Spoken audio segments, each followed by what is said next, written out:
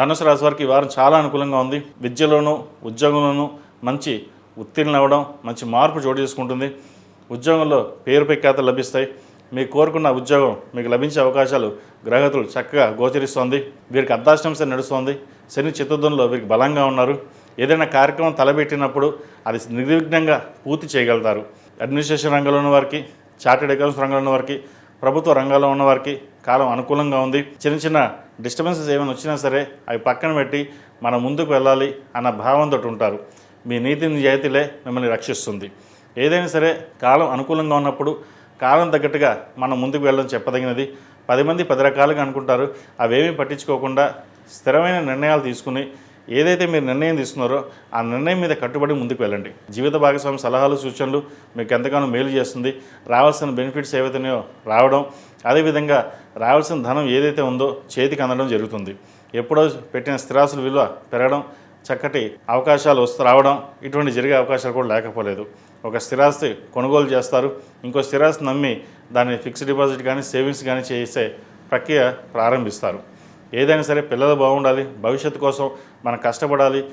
10 మంది బాగుంటే మనం బాగుంటాం, మనం బాగుంటే వాళ్ళు బాగుంటారు అనే విధానంతో ముందుకు వెళ్తారు. విద్యా సంస్థలో పనిచేసిన వారికి, టీచింగ్ ఫీల్డ్లో ఉన్న వారికి, అదేవిధంగా ఇన్స్టిట్యూట్స్కి చాలా అనుకూలంగా ఉంది. స్టూడెంట్స్కి చాలా వరకు బాగుంది. విద్యార్థులు ప్రతిరోజు దక్షిణావతి స్తోత్రం పఠించడం చెప్పదగినది. గ్రూప్స్కి ప్రిపేర్ అవుతున్న వారికి, సివిల్స్కి ప్రిపేర్ అవుతున్న వారికి కాలం చాలా అనుకూలంగా ఉంది. ఈ రాష్ట్రంలో నిర్మించిన స్త్రీలకు వృత్తి ఉద్యోగాల పరంగా చాలా వరకు బెనిఫిట్స్ పొందే అవకాశం గోచరిస్తుంది.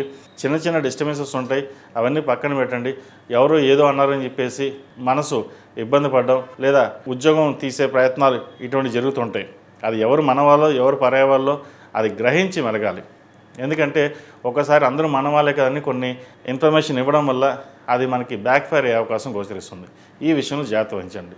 ఈ రాశి వాళ్ళు ప్రతిరోజు ప్రతినిత్యం దక్షిణామూర్తి స్తోత్రాన్ని, అదేవిధంగా అర్ధాష్టమ శని నడుస్తుంది కాబట్టి దుర్గా స్తోత్రాన్ని పఠించడం చెప్పదగిన సూచన. అదేవిధంగా అఘోర పాశుపత హోమం చేయించుకోండి, మరిన్ని మంచి ఫలితాలు సంప్రాప్తిస్తాయి. ఈ రాశిలో జన్మించిన వారికి కలిసి వచ్చే సంఖ్య 1, కలిసి వచ్చే రంగు తెలుపు.